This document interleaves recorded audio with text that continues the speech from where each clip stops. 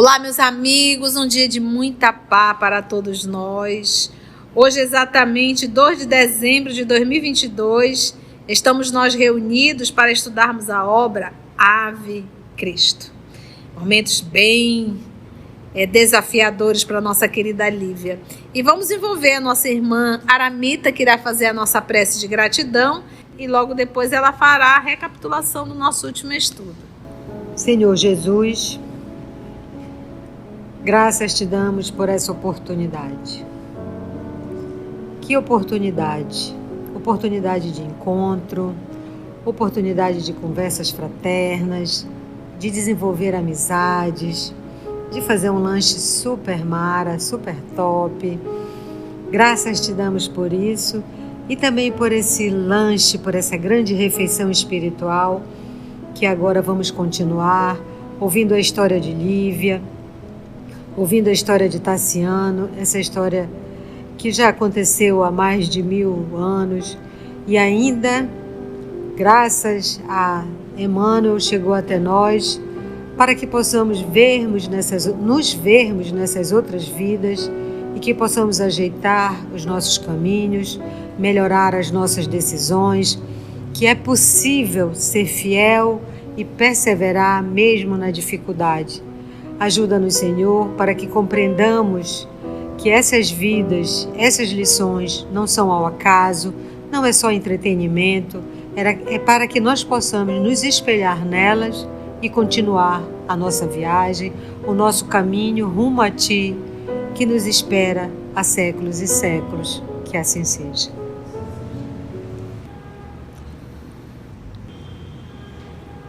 Em nosso último estudo, nós vimos que Lívia o Teódulo a deixou num banco próximo ao porto da cidade e foi embora. E ela passou horas esperando, né? Não queria se levantar, não queria sair, com medo que ele voltasse e não a encontrasse. Nem por um momento ela suspeitou que ele a tinha abandonado. Mas só que o passar das horas, né, já estava começando a escurecer, já ao final do dia, e ela começou a se sentir de novo abandonada pela segunda vez. E ela vai reflexionando que a primeira vez ela era uma recém-nascida e não sabia, né, o que estava acontecendo. Mas agora ela era mulher feita, né, e além de tudo cega. E aí ela começou a questionar, né, o porquê. E aí ela invoca o Basílio, porque ela disse que ela sabia que o Basílio a ensinou que ninguém morre, que a gente continua no lugar, que ela sabia que o Basílio estava no lugar melhor. E ela ora pedindo dele, né, inspiração, chorando e orando, pedindo inspiração para ele, que ele venha mais uma vez socorrê-la, que ela está abandonada, que ela está sozinha. E quando ela está nisso, dentro da escuridão da sua cegueira, ela vê uma luz e eis quem surge? Papai Basílio para falar com ela. Estamos aí, tia. Que lindo, né? E realmente não é fácil. Eu fico às vezes pensando, né? Quando você está por aí, sei lá, na rua, alguma coisa, você enxergando tudo, aí dá uma vontade de você ir ao toalete, né? Você corre, vai ali ao toalete, né? Agora imagina, ela passou o dia inteiro sentada em a natureza, né?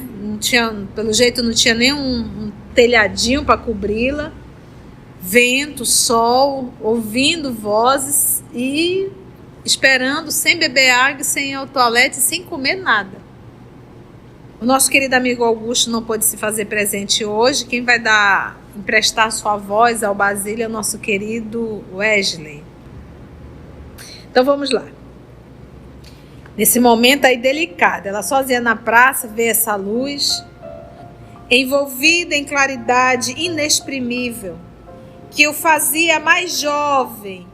Aproximou-se, pôs a destra nos ombros dela, como antigamente, e falou conselheiral: Minha filha, os aprendizes de Jesus, tanto quanto ele mesmo, conhecem a solidão, jamais o desamparo. Não te lamentes no nevoeiro em que o céu te prova a confiança. Nas noites mais escuras, há mais fulgor nas estrelas. Nossas esperanças brilham com maior intensidade no inverno dos grandes padecimentos. Reanima-te e crê no poder excelso de nosso Pai. Os aprendizes de Jesus, os alunos de Jesus, os discípulos de Jesus, tanto quanto Ele mesmo, nosso Senhor Jesus, conhecem a solidão. Porque quando Jesus foi crucificado, ele estava o quê? Acompanhado com os amigos? Sozinho. Quando ele foi à prisão, ele foi sozinho. Quando ele foi jogado frente a Pilatos, sozinho. Quando ele foi lá direcionado para Herodes, sozinho. Então, tanto quanto ele mesmo, Jesus, conhecem a solidão, jamais o desamparo. São duas coisas diferentes. Você pode estar só, mas nunca desamparado. Então você estaria abandonada no meio do nada. Está sozinha? Está. Desamparada? Não. Tanto é que o pai dela está aqui. É isso que a gente tem que ter certeza. Não te lamentes no nevoeiro em que o céu te prova a confiança. Porque ela não estava lamentando? Poxa, eu fui abandonada na infância, agora abandonada de novo. O que eu fiz, né? Então, era uma expiação para ela? Não. Era uma prova? É. Teste. Fidelidade. Confiança total. Porque uma coisa é eu dizer eu confio em Deus quando tudo está bem. A outra coisa é eu falar, eu confio em Deus, mesmo estando cega, sozinha no meio da praça, com fome, com sede e cega. Alguém passando por alguma prova parecida com essa? Nas noites mais escuras, há mais fulgor nas estrelas. Aqui, se você já teve a oportunidade de ir aqui no Amazonas, por exemplo, vamos dar um exemplo, quando você vai para um sítio ermo, ou seja, um sítio distante, onde lá ainda não tem tanta luz, né, da cidade, e quando está aquele céu bem limpinho e lá bem escurinho, como é que você vê as estrelas? Perfeitas, um brilho, fica uma beleza. É o que ele está dizendo aqui, olha.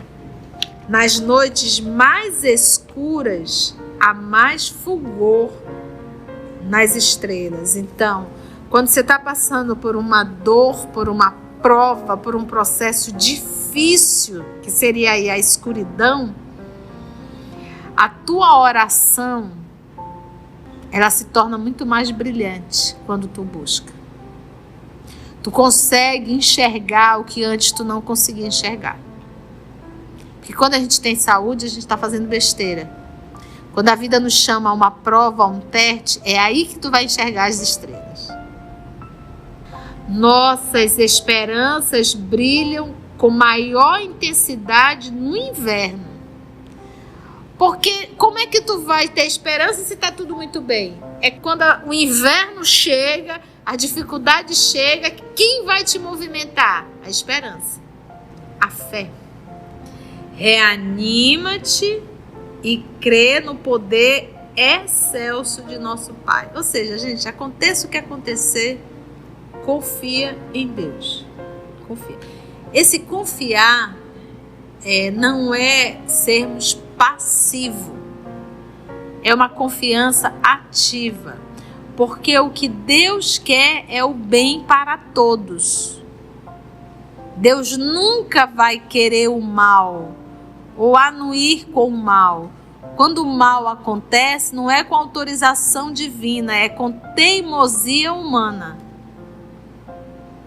Às vezes uma pessoa vem e conta uma situação muito difícil, a gente diz, é vontade de Deus. É um erro a gente falar isso. Hoje eu penso assim. Não foi com a vontade de Deus, meu filho. Se você passou por isso, foi pela rebeldia humana. Imagina uma pessoa que foi agredida sexualmente, você falar isso para ela. Uma pessoa que passou por uma agressão sexual e gerou uma gravidez, você dizer foi a vontade de Deus? Não é a vontade de Deus. É a rebeldia humana contra o amor de Deus. Mas ele permitiu, ele deu livre-arbítrio. Mas não foi com a permissão dele.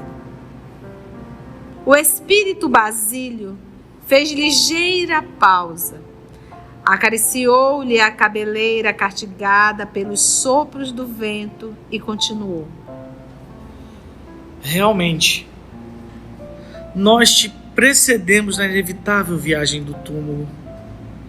Para nós, a luta na carne foi provisoriamente interrompida e com acerto. Disseste que fomos quinhoados com a prerrogativa de algo sofrer pela extensão do Evangelho no mundo. Mas não te crês excluídas do testemunho e da flagelação. O tormento dos olhos é o sinal de que não foste esquecida. Naturalmente, aqueles que nos guiam de planos mais altos confiaram-te a fidelidade a algum serviço no mundo acima do nosso. O Senhor não entrega responsabilidades de certa natureza a corações ainda frágeis. Assim como não dependura o fruto alimentício no ramo tenro do vegetal nascente. Tem coragem. Às vezes, é necessário nos mergulhemos na sombra para auxiliar os que jazem nas trevas. Reunir-te-ás a nós brevemente. Arrima-te ao bordão da fé e não desfaleças. Seguir-te-emos o trabalho passo a passo. Quando o sacrifício te parecer mais doloroso e mais áspero, agradece a Jesus a oportunidade do precioso combate. Se algo existe no mundo que possa expressar nosso serviço com Deus, é a plena realização da tarefa enobrecedora que a vida nos assinala. E porque o esforço da renúncia não é acessível a todos ao mesmo tempo, recebe a gradativa imolação de ti mesma como bênção do alto. Não pergunte pelas razões que te impuseram a cegueira física. Não te sintas injustiçadas. A vida é sempre o milagroso tecido da divina sabedoria. Às vezes, a aflição é véspera da felicidade, tanto quanto o prazer, frequentemente a produção da angústia. Nunca te esqueças do enviado, que nos recomendou o perdão 70 vezes 7 para cada ofensa, que nos inclinou ao amor pelos inimigos e à prece pelos perseguidores. Curta é a passagem de nosso espírito pelo lamaçal da vida terrestre. A dor é o lado avesso da alegria, assim como a sombra é o reverso da luz. Mas, na economia das verdades eternas, só a alegria e a luz nunca morrem. A treva e sofrimento são estados de nossa posição imperfeita à frente do Altíssimo. Entrega-te, pois, à boa luta, com serenidade e destemor. Permaneceremos junto de ti, orientando-te no escabroso caminho. Eu me lembrei agora, sabe de quem? 50 anos depois, Célia, quando estava na caverna, quem foi que apareceu para ela? Vovô, Quinéio Lúcio, né? Vamos então ticar essa fala dele, porque tem muitas lições que tocam profundamente. Nós te precedemos, realmente, na inevitável viagem do túmulo, porque ela queria ter desencarnado junto. Para nós, a luta na carne foi provisoriamente interrompida, porque eles não vão voltar? Vão ter que voltar, então, uma provisória. E com acerto, disserte que fomos quinhoados com a prerrogativa de algo sofrer pela extensão do Evangelho no mundo. Realmente, que bom, que legal. Uma felicidade, né? Como dizer, uma honra ter desencarnado pelo Cristo Jesus. Mas não te creias excluída do testemunho da flagelação. Também vai fazer parte né? Tu já foi chamada, né? Já está fazendo parte, né? Eu acho que é isso. Hoje a arena é o mundo, né? Os leões são as dificuldades do dia a dia. Tá certo que muitos de nós não vê nem leão e nem leoa, nem tigre, nem nada. Às vezes é um gatinho no máximo e a gente não dá uma reclamada, não é verdade? Né? Chora. Um gatinho faz um drama todo. Não é verdade? Nós nem fomos chamados ainda a enfrentar verdadeiros leões, verdadeiros, né? Mas não te crês excluída do testemunho e da flagelação. O tormento dos olhos é o sinal de que não fostes esquecida. Porque ela não queria ir para o sacrifício? Já começou a flagelação, ela ficou cega. Naturalmente, aqueles que nos guiam de planos mais altos confiaram-te a fidelidade a algum serviço no mundo. Então é aquilo, por exemplo, nós que vivemos uma pandemia, muita gente foi. E quem ficou é porque tem o que fazer. Algum serviço no mundo. Algum serviço no mundo, não é mérito. Ok? Acima do nosso. Então, tem serviço para fazer. O Senhor não entrega a responsabilidade de certa natureza a corações ainda frágeis. Ele não coloca uma cruz nos ombros que não tem condições de carregar. Entendeu? O famoso fardo. Então, o que a Mita passa é na dosagem exata. Ah, então é Deus que está mandando sofrimento? Não. Eu não sou um espírito da terceira ordem? Sou. Eu não já aprontei muito? Sim. Se ele for pegar tudo que eu fiz no passado e colocar tudo sobre os meus ombros, eu tô frita. Então, quando a gente diz Deus não coloca, é porque tudo que eu fiz no passado vem a prestação. Entendeu? Vem a prestação. Não, a Mita só vai aguentar essa encrenca aqui. Ela vai espiar devagarzinho. Em suaves doses. Aí agora a gente entende quando nos é falado que Deus não coloca fardo que a gente não possa carregar. O Senhor não entrega responsabilidade de certa natureza a corações ainda frágeis. Assim como não dependura o fruto alimentício no ramo tenro do vegetal nascente. Se, por exemplo, eu estou com um pezinho de acerola lá em casa, os galinhos dele ainda estão o quê? Sim. Frágil. Não é fininho. Tem fruta ali, ele vai pendurar o fruto? Não, ele não tem nem estrutura para aguentar ainda. Ou seja, se veio, é porque ela dá conta. Isso serve pra gente. Se você que está me ouvindo aí em casa está passando por dificuldade, tenha certeza que você tem capacidade de viver, de trabalhar, de superar e suportar esse peso. Tem coragem. Às vezes é necessário nos mergulhemos na sombra para auxiliar os que jazem nas trevas. Então vamos pegar a nossa Alcione, a Célia, que é o mesmo espírito, né? Mergulharam na sombra para poder ajudar. Então como é que...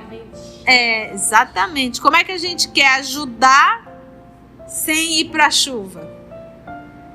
Reunir-te-ás a nós, brevemente. Eu, no lugar dela, eu não sei se eu ia gostar muito disso, né? Nessa situação que ela tá, né? Nessa hora, sozinha no mundo, não tem ninguém, né?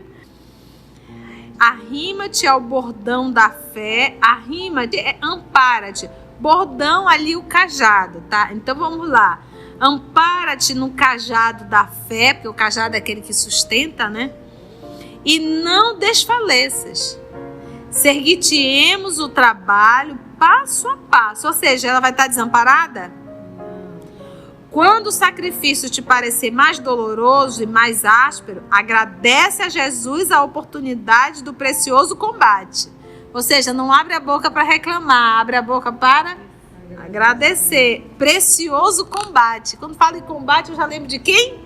Apóstolo Paulo. Levanta-te para o bom combate. Se algo existe no mundo que possa expressar nosso serviço com Deus, é a plena realização da tarefa enobrecedora que a vida nos assinala. Olha, gente, plena realização. E porque o esforço da renúncia não é acessível a todos ao mesmo tempo, O esforço da renúncia não é acessível a todos ao mesmo tempo. Por quê? Vamos pegar Alcione. Tinha ela, o pai, a madrasta, a irmã. Todos ali renunciaram? Quem renunciou? Porque se tem alguém que renuncie, tem alguém que queira, que vai se beneficiar da renúncia. Por isso que todos não podem renunciar ao mesmo tempo.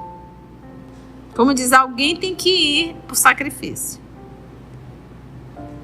O esforço da renúncia não é acessível a todos ao mesmo tempo, até por causa do grau de evolução.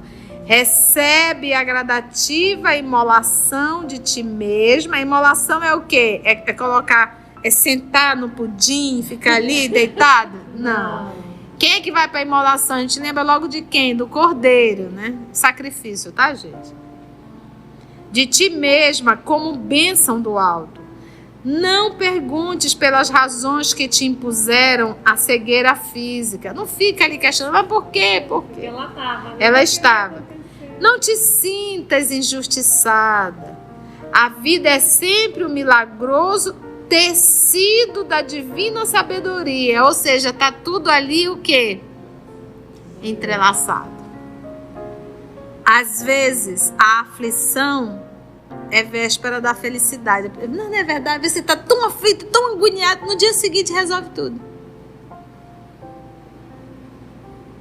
A aflição é véspera da felicidade. Tanto quanto o prazer, frequentemente, é produção de angústia. Ai daquele que ri, porque vai chorar, na fala do nosso Senhor Jesus. Nunca te esqueças do enviado que nos recomendou o perdão 70 vezes 7 para cada ofensa. Cada ofensa. Que nos inclinou ao amor pelos inimigos e à prece pelos perseguidores. Curta é a passagem de nosso espírito pelo lamaçal da vida terrestre. Não é curta, gente? Olha, eu já vou fazer 60 anos daqui a pouco.